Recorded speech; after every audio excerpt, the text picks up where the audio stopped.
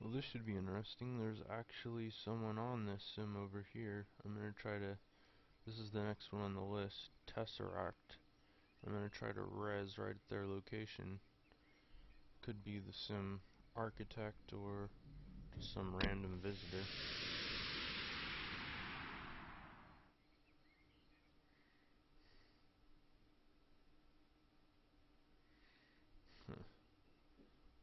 The devil did I res? Well, this looks like there's nothing here yet, so the person I was seeing is probably the sim owner, and they were probably gonna do some work on their sim, or were looking at it or whatever.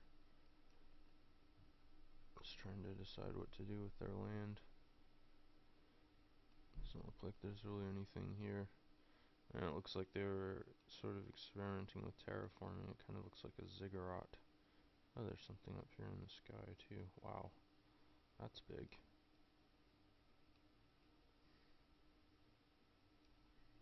Fourth dimension exploring, huh? These look really familiar. These look like Soror Nishi's organic artwork. That's interesting. I wonder if Soror Nishi is working on this sim, or if the sim owner just happened to buy a bunch of her stuff. I'm just gonna confirm. Yeah, Soror Nishi.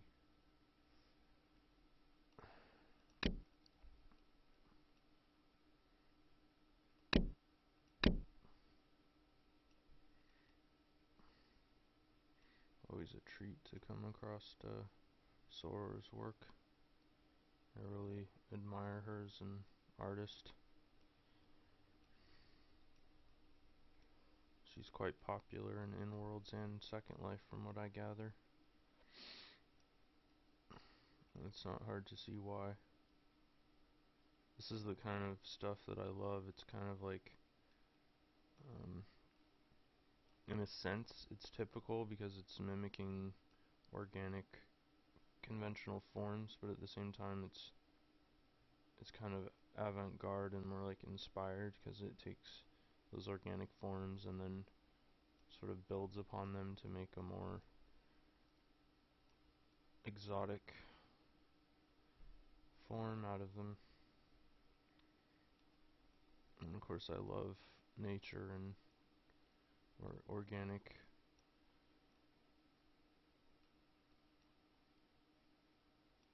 forms, so this is definitely the kind of thing that really entertains me. Looks like this goes way up here. I can't get up there. I don't have to fly up there. God, this person, basically what they did was, here's the sim down here, right? There's basically nothing on it, and then they went and they built an entire build way up in space. So what I'm gonna do here is get the 411 on the land. Wow, 15,000 objects?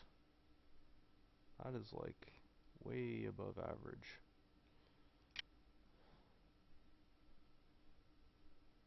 Okay, so looks like this individual, Scots Grey Mauser Janus, is working on some kind of club. It's still under development.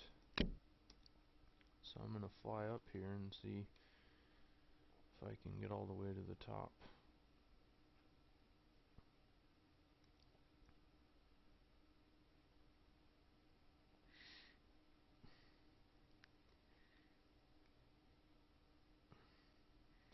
In Second Life, there's actually like a flying limitation, which is really annoying.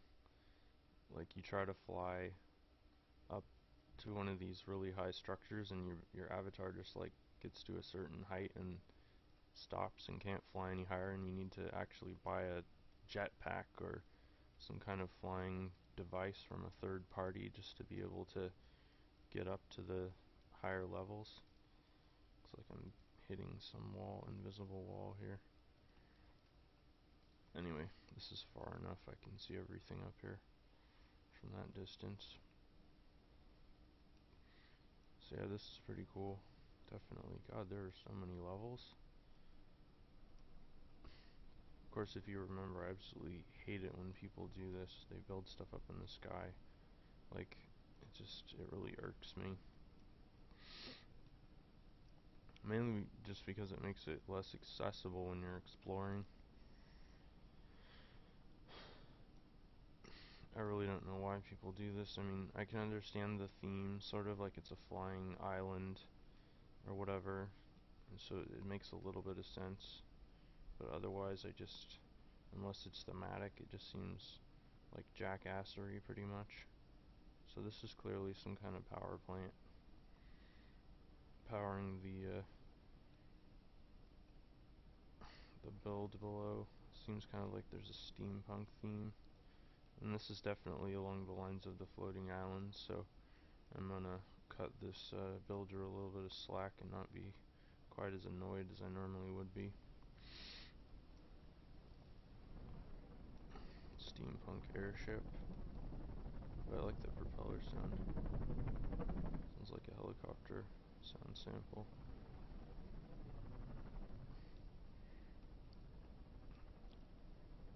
I don't think there's anything that quite screams steampunk as much as an airship. Nothing really going on down here in the hold. But anyway, this is a pretty nice design for an airship.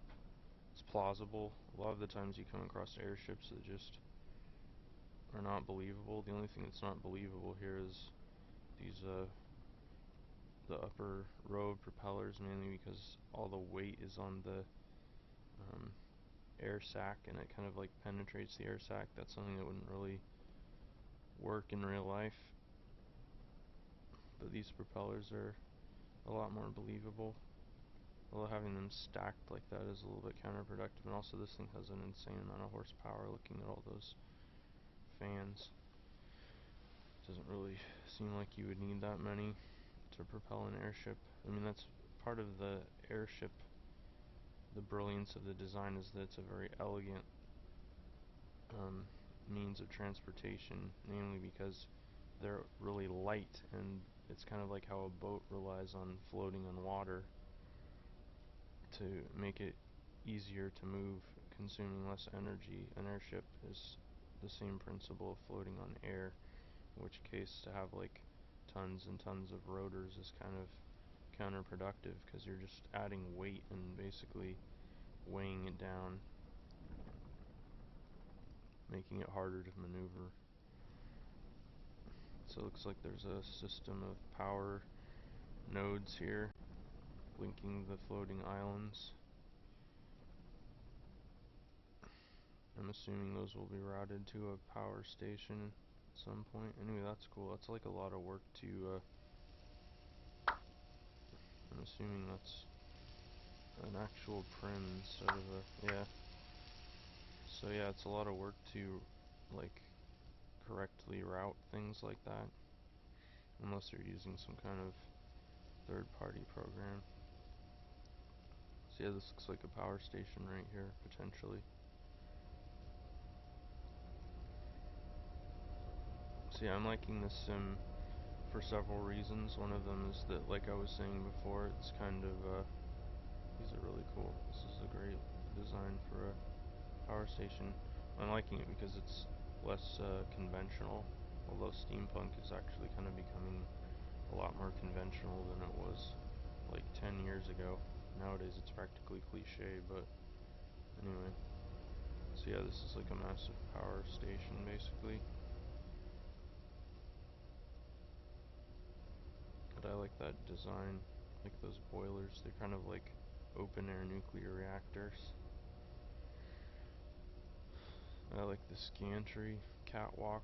It's all very believable. In fact, I would love to explore this first person rather than using the camera.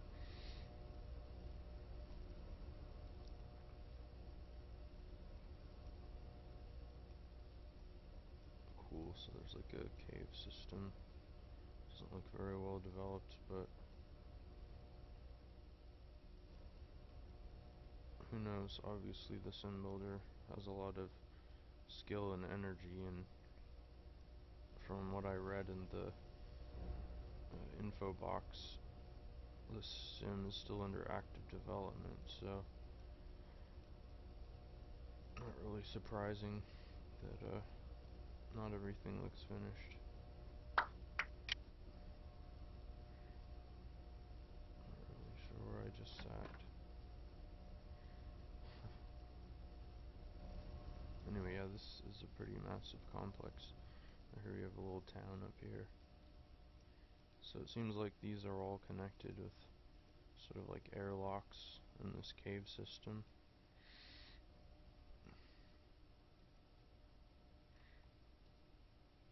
Industrial shacks. So he's actually selling these items. I think that's a really intelligent way to market your products, is to have a sim where basically they are just sort of like the sim, and then you also sell them alternately, like having a little signpost so people can not only enjoy the sim as a work of art, but then they can buy buildings that they like and so forth. I think that's really a brilliant way to market your stuff. What do we have here?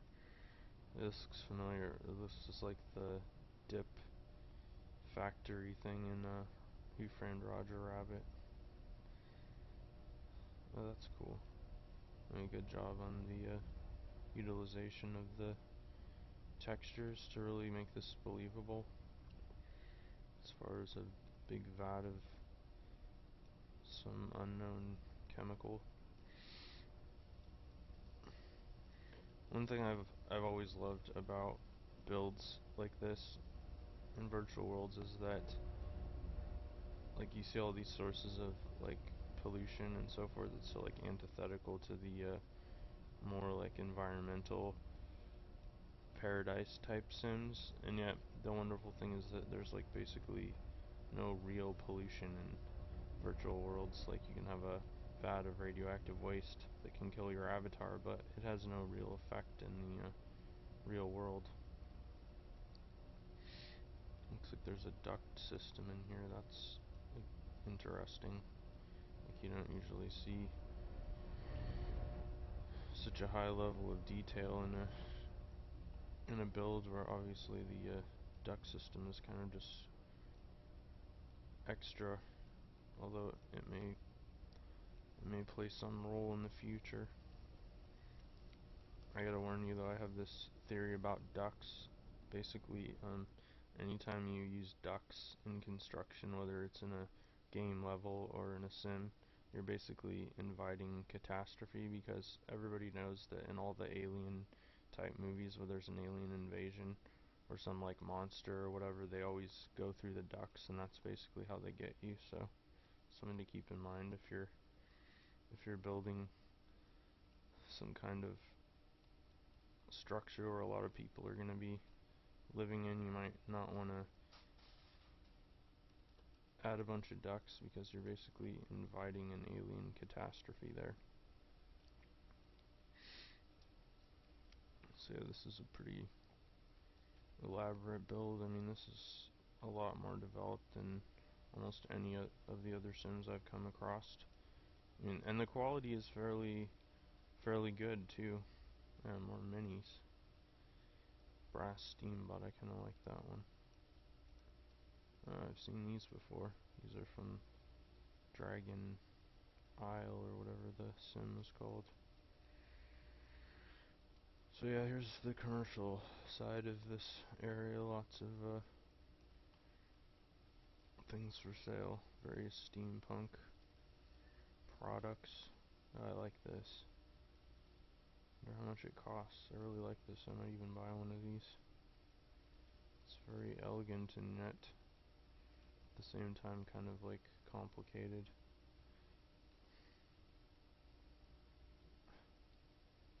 250.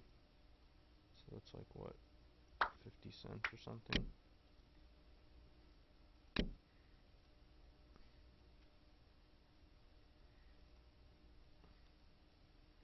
see if that actually worked.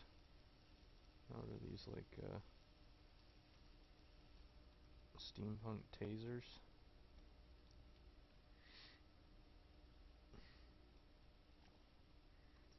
And these are like steampunk cribs, kind of thing that your baby crawls into and never crawls out again. Of course, you have a steampunk baby, so it's fine. This is cool. Good job on the effects. No idea what it is, but it looks cool. So yeah, once again, here's all of the buildings are for sale too. Yeah, the reason that's such a good strategy, I think, for selling things is because basically there's just so little that you can convey in a screenshot or like a little advertising marketing type image that is sort of the standard practice. So to actually have like the real thing that's like something you can walk into and explore and see in its fullest detail, like as it's intended to be, rather than just in a couple of two-dimensional images, you're probably a lot more likely to make a sale. So yeah, here's a bunch of just prop houses, as I call them. They're just there to make the whole area look more like it's inhabited. So what do we have here? Under town. There's going to be some kind of development under here, no doubt. This is pretty cool. I have to say, like, I've seen quite a few cave systems now, just exploring these sims, and in general, sculpties really look horrible.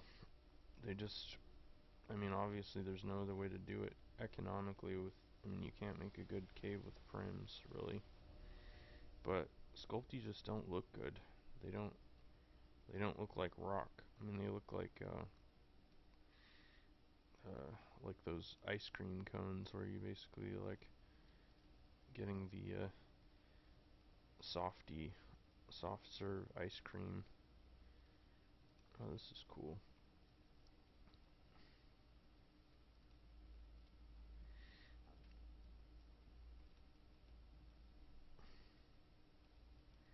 So I like this. This is cool. Really simple too, just some rotating textures and rotating objects, but yet the effect is pretty impressive.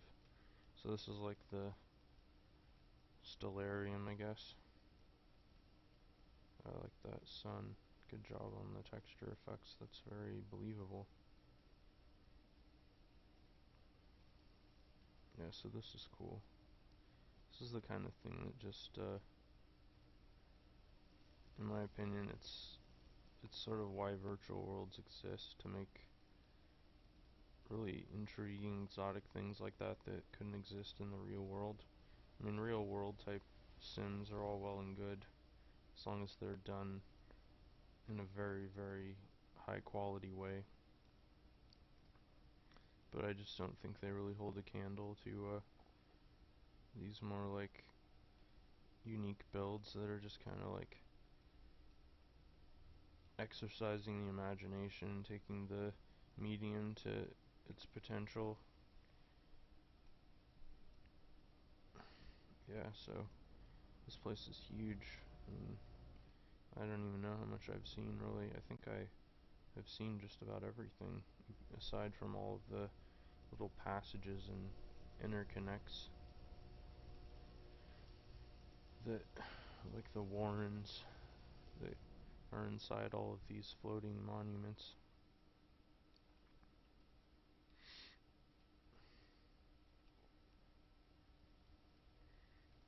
I'm sure this will be fantastic once it's fully developed on the inside.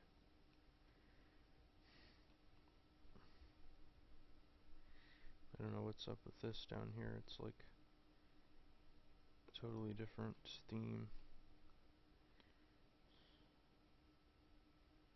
So yeah, that's a Tesseract, a steampunk club to be. Pretty awesome.